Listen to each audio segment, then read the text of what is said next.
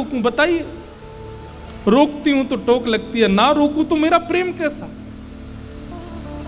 आप ही बताओ श्याम सुंदर, क्या कहूं मैं, जाओ या ना जाओ?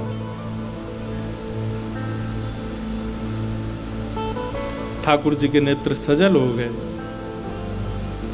और किशोरी जी के चरणों की ओर देखते हुए श्याम सुंदर मौन वहां से आगे हो गए,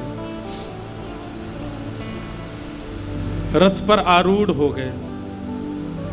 जैसे ही रथ पर आरूढ़ हुए, सब ब्रजवासी मानो रथ को पकड़ रहे हैं। कोई कह रहा है इसका चक्का टूट जाए या कि घोड़ा बीमार पड़ जाए। अरे रथ चालक, ये अक्रूर नाम कौन ने धर दिया? या को ये तो महाक्रूर है, ठाकुर जी को लेके जा रहा हूं हमसे दूर। ब्रजवासियों की इस अवस्था को देखकर के श्री अक्रूर जी महाराज सोचने लगे, ये सामान्य बात नहीं है, ये सामान्य स्थिति नहीं है। और श्री अक्रूर जी महाराज तुरंत रथ से उतर करके दौड़ करके गए और यशोदा मैया को कक्ष में ले जाकर के बोले, मां आप कहीं ज्यादा उम्मीदों में ना रहने लगो, इसलिए मुझे आपको सत्य बताना पड़ेगा। 2 मिनट मेरी बात बहुत ध्यान से सुनिएगा। यशोदा मैया बोली, अरे मेरो लाला जा रहा हूं मैं मिलन, तो बोले मेरी बात सुनिए एक बार। और सब बाहर व्यस्त थे। अक्रूर जी महाराज यशोदा मैया को भीतर कक्ष में ले जाकर के बताते हैं, मैया आज से 11 वर्ष 56 दिन पहले भादों की रात्रि अष्टमी को आपके यहां कृष्ण का जन्म नहीं हुआ था। आपके यहां एक लाली ने जन्म लिया था। ये श्री कृष्ण आपके पुत्र नहीं है, ये श्री कृष्ण देवकी के पुत्र हैं, ये वसुदेव के पुत्र हैं। कंस ने अष्टम गर्भ को नष्ट करने का संकल्प लिया था, इसलिए कंस से अपने बालक की सुरक्षा करने के लिए वसुदेव जी अर्धरात्रि में पता नहीं कैसे कारागृह खुल गए, दरबान सो गए, वो उस बालक को लेकर के गोकुल आए और आपके बगल में नवजात बालिका की जगह इनको सुला करके उस बालिका को ले जाकर के कंस को दिया है। और ये बात मैं इसलिए बता रहा हूं क्योंकि 11 वर्ष 56 दिन आपने पालन किया जिस लाल का, उसकी जन्मदात्री मां आज भी कारागृह में प्रतीक्षा कर रही है। और अब कृष्ण के जाने पर अगर कृष्ण लौट करके आए वापस तो वो मां जीवित नहीं रहेगी, वो बहुत प्रतीक्षा कर रही है। मैं रोज मिलता हूं देवकी से। आपने तो पालन किया है कृष्ण का, उन्होंने तो जन्म दिया है, इसलिए मां अगर कृष्ण लौट करके ना आवे आप परेशान मत होइएगा, क्योंकि वो अपनी वास्तविक मां के पास जा रहे हैं। ये शब्द सुनकर के यशोदा मैया विश्वास नहीं कर पा रही हैं, वो बोल नहीं पा रही हैं, उनके पास शब्द नहीं है, वो पलक नहीं झपक रही हैं, उनका पूरा शरीर ठंडा हो गया है, वो विचार ही नहीं कर पा रही हैं ये अक्रूर क्या कह रहा है। जड़वत एक मूर्ति की तरह यशोदा मैया खड़ी और इतना कहकर के प्रणाम करके अक्रूर जी चले गए, रथ में जाकर के बैठ गए। और जैसे ही रथ आगे बढ़ने लगा, थोड़ी देर बाद यशोदा मैया को होश आया। जैसे तैसे अपने आप को संभाल करके यशोदा मैया नंद भवन से बाहर निकल करके आई। रथ को जाता हुआ देख, एक तरफ तो मन में कुतूहल चल रहा है, ये मेरो लाला नहीं है, दूसरी तरफ बाल लीला पूरी चित्त में घूम रही है, ये वो मेरे प्राण श्री कृष्ण है जिसको सदा हृदय से लगा के मैं रही हूं। चिल्लाती हुई जा रही है यशोदा मैया, अरे लाला रुक जा, अरे कन्हैया रुक जा, अरे लाला नेक रुक जा। यशोदा मैया का स्वर सुनकर के ठाकुर जी स्वयं को रोक नहीं पाए, चलते हुए रथ से कूद पड़े और दौड़ करके जाके यशोदा मैया के अंक में भर गए। खूब रो रहे हैं ठाकुर जी, नहीं जाना चाह रहे। यशोदा मैया कहें, लाला अपनो बहुत ध्यान रखियो। और एक एक रों का मैया स्पर्श कर रही है, ठाकुर जी के मुख का, नेत्रों का, नाक का, ओष्ठ का, ग्रीवा का, वक्ष का, उदर का, घुटने का, एक एक अंग यशोदा मैया अपने हाथों में मानो जैसे स्पर्श समान कर रही हो। पतो ना अब कब छूबे को मिलेगो। और सर्वांगीण अंग छूते छूते जैसे यशोदा मैया ने लाला के चरण छुए और प्रणाम करने लगी मां, ठाकुर जी टूट गए। यशोदा मैया को मैया ये तू कहां कर रही है? तू मेरे चरण छोड़ अभी, तू कहां कर रही है? अरे तू तो ऐसे छू रही है मुंह को जैसे मैं दोबारा मिलूंगा नहीं तो को। यशोदा मैया बोली हाँ लाला, मुझे पता है तू अब मुंह को छूवे को नहीं मिलेगा। क्यों? क्योंकि मुंह को पता चल गई है कि तू मेरो लाला नहीं है, तू तो देवकी को लाला।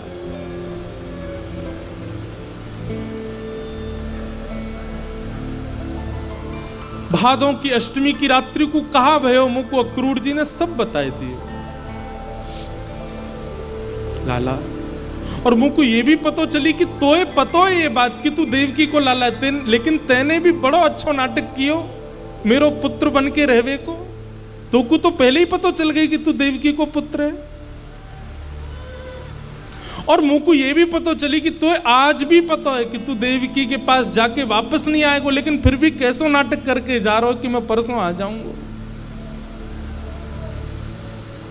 तेरो दोष ना है लाला, शायद हम ब्रजवासीन के प्रेम में ही कोई कसर रह गई होगी जो शायद हमें ये सब अनुभव करना पड़ो।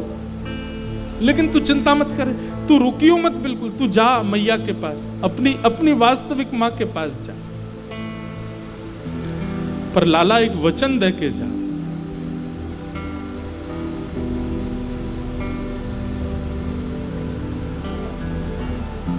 यशोदा अस्वस्थ है, तू मत आइयो। यशोदा कहीं गिर गई है, तू मत आइयो। यशोदा के चोट लगी, तू बिल्कुल मत आइयो। लेकिन जब तू को पता चले कि यशोदा मरवे वाली है लाला, तू वह समय आ जाइयो बस। और मैं अपने प्राणन से प्रार्थना करूंगी कि तब तक नहीं निकले जब तक मेरो लाला मेरे सामने नहीं आ जाए।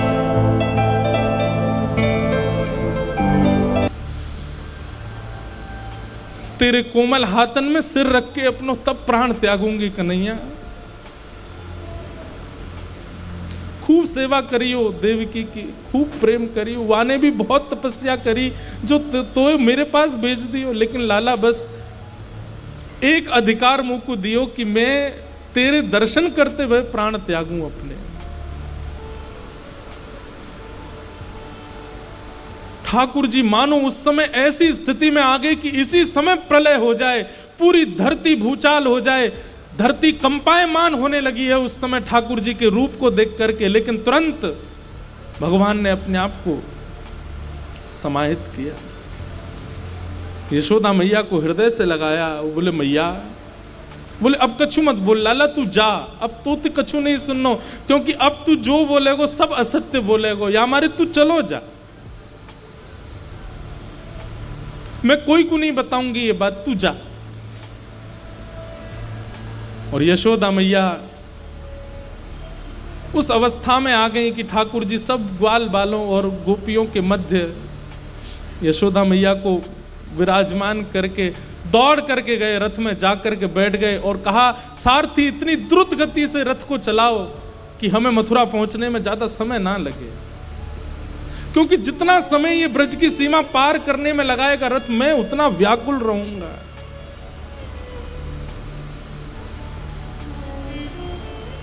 और ठाकुर जी मथुरा चले गए।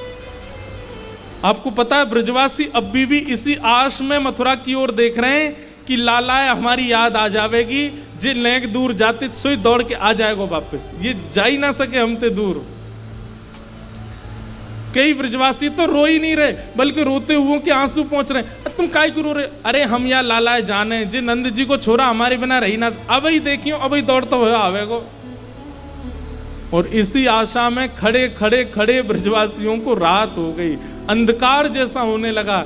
एक टक बिना कुछ बोले टकटकी लगाए उस मार्ग में देख रहे हैं जिसमें रथ गया है कि कन्हैया आ जाएगा। ठाकुर जी नहीं आए। और जब अर्धरात्रि का समय हो गया, ठाकुर जी जब नहीं आए, आंसू सूख गए ब्रजवासियों के, और तब सब ग्वाल बालों की मैयाएं ले ले करके जा रही हैं। बोले मैया आ रहो होगो, कन्हैया आ रहो। बोले ना आवेगो तू चल। और सब ब्रजवासी चले गए। झूठी प्रीत करी मन मोह, या कपटी के साथ झूठी प्रीत करी या कपटी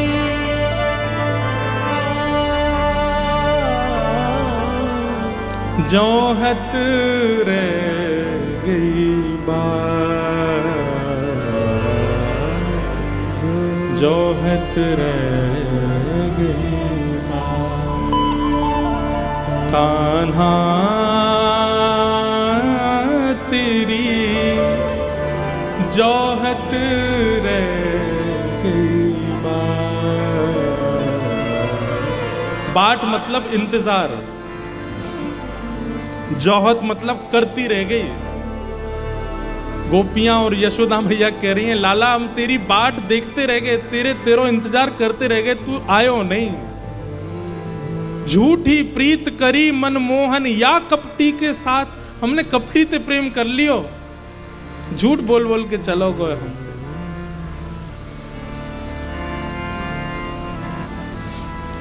बंधुओं, अब बनाने को तो बहुत बातें वक्ताओं के मुख में आ जाती हैं,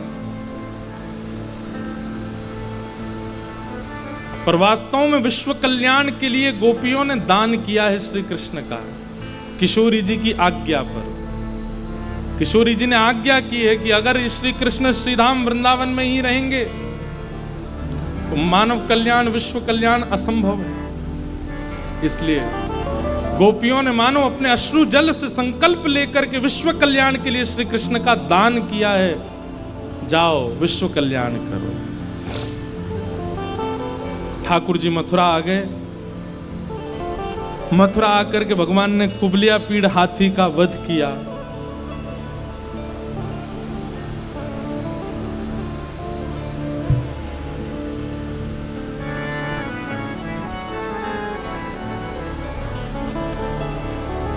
और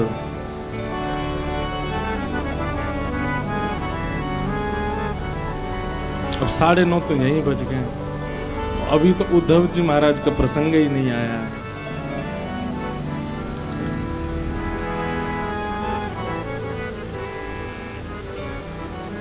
थोड़ा कुछ स्पर्श करके फिर रुक्मणी विभाग को कर देंगे। भगवान ने कुबलिया पीड़ हाथी का उद्धार किया। एक दर्जी के यहां जाकर के उसका उद्धार किया। कुब्जा नाम की एक कन्या थी, उसका उद्धार किया। धनुष भंजन किया। बड़े बड़े मल्ल खड़े थे रणभूमि में, ठाकुर जी ने जाकर के उनका वध किया। और 50 सिद्धि ऊपर बैठे हुए महाराज कंस को ठाकुर जी ने देखा। 11 वर्ष 56 दिन की आयु है श्री कृष्ण की। मल्लानाम मश निर्णीनाम नरवर स्त्रीणाम स्मरो मूर्तिमान, गोपानाम स्वजनो सताम सिद्धभुजाम शास्त्रा सुपित्रो शिशु, मृत्युर्भोजपतिर्विराट विदुषाम तत्वम परम योगिनाम, वृष्णीनाम परदेवतेत विदितो रंगम गतः साग्रज। ठाकुर जी अपने अग्रज भ्राता सहित रणभूमि में प्रविष्ट हुए। सबको अलग अलग रूप में दिख रहे थे, लेकिन कंस को साक्षात अपने काल के रूप में दिख रहे थे।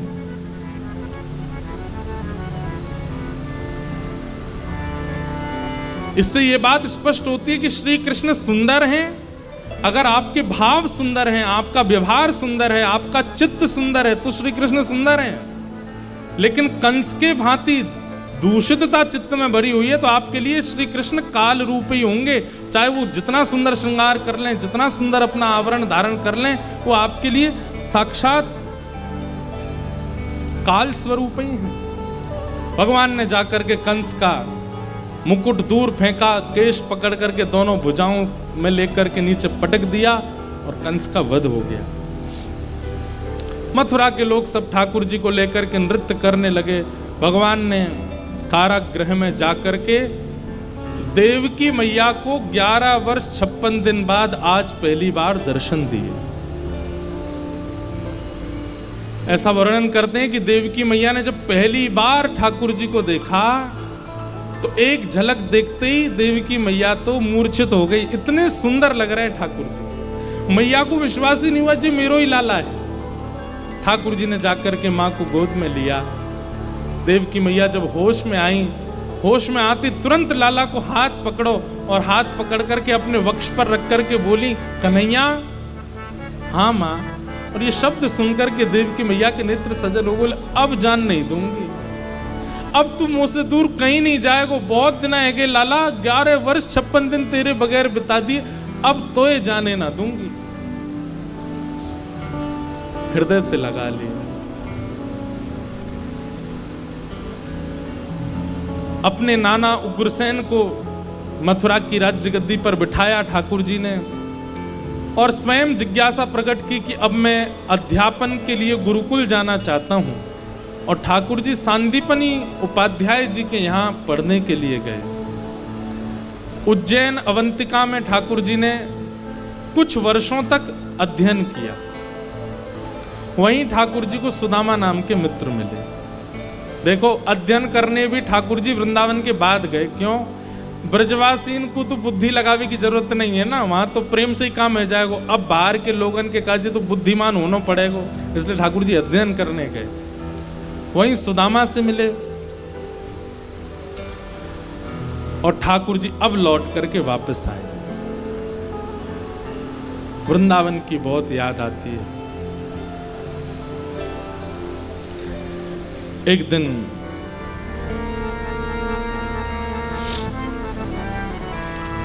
देवकी मैया ने मन में विचार किया कि आज लाला बहुत दिना बाद आयो है, या के काजे में कछु बना के ले जाऊं, अपने हाथन से पवाऊंगी लाला को।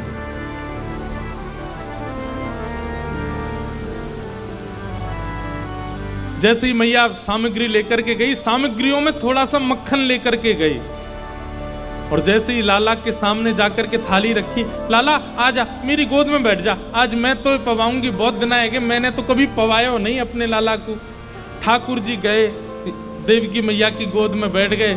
जैसे ही देवकी मैया ने थाली आगे करी, ठाकुर जी ने थाली की ओर देखा। पूड़ी है, सब्जी है, साग है, भात है, दाल है, खीर है, रबड़ी है, मलाई है, लेकिन कोने में एक छोटी सी कटोरी में माखन मिश्री रखा देखा।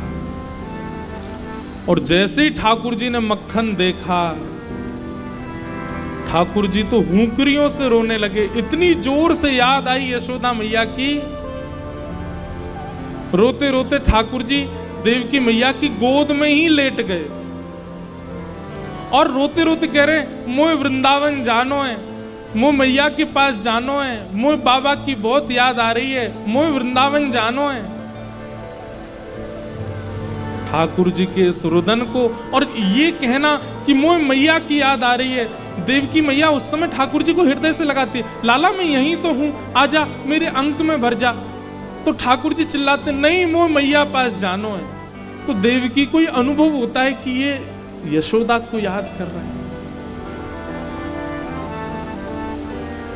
देवकी मैया तो उसी समय उठ करके वहां से चली जाती है और बाहर जाकर के वसुदेव जी से कहती है, संभालो, आपको बहुत रोता है, उसको यशोदा की याद आती है। मैं ही अभागा हूं, मैं ही दुर्भाग्यशाली हूं, मुझे कभी प्रेम करने का अनुभव नहीं मिला कृष्ण को।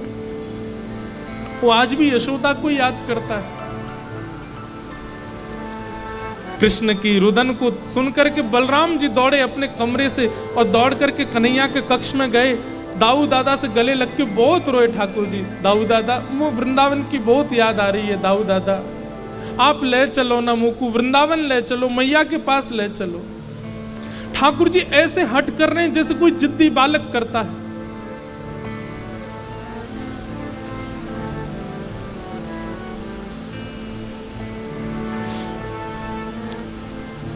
वसुदेव जी आए और आकर के बलराम जी को भी ले गए और बोले कृष्ण को केवल एक ही व्यक्ति शांत कर सकता है, क्योंकि ये उसी के सामने गंभीर रहता है, वो इसका सखा है उद्धव।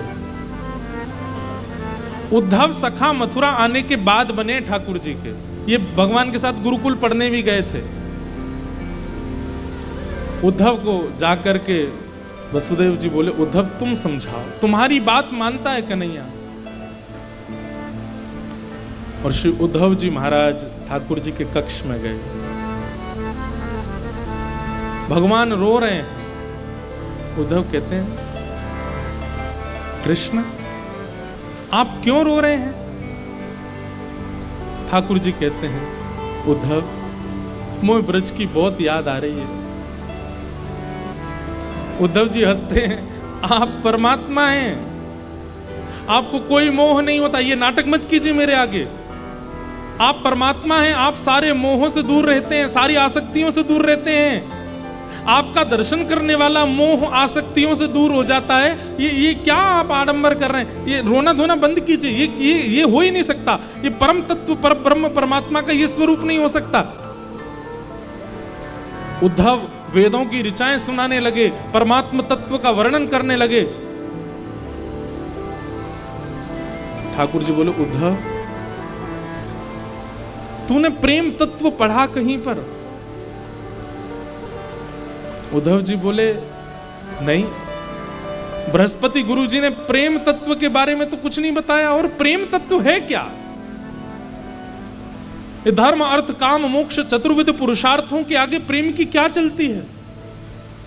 ठाकुर जी बोले, इसीलिए तेरे मुख से ज्ञान प्रकट होता है उद्धव, क्योंकि तू अभी तक प्रेम का अधिकारी नहीं हुआ। प्रेम ऐसा जान, बेसन का लड्डू है, नवरत्न है, सुंदर खांड है, सुंदर घी है, लेकिन उसमें मिश्री नहीं है। तू वो है, तू वो लड्डू है जिसमें बेसन भी है, नवरत्न भी है, सब कुछ है, लेकिन मिश्री रूपी प्रेम नहीं है अभी तेरे पास।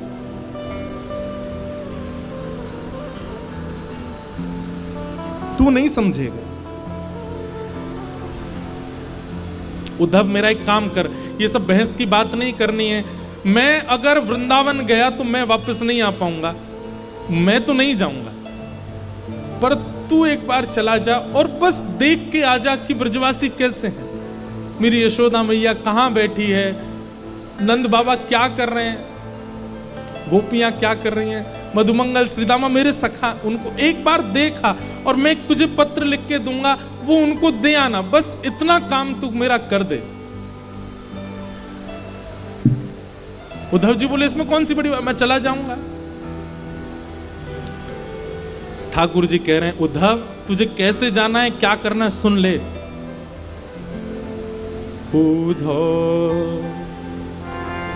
मेरी मैया से जा कही, उद्धव मेरी मैया से जा कही, तेरो लाला दुख पावे, मेरी मैया से जा कही, मेरी मैया से जा कही। उद्धव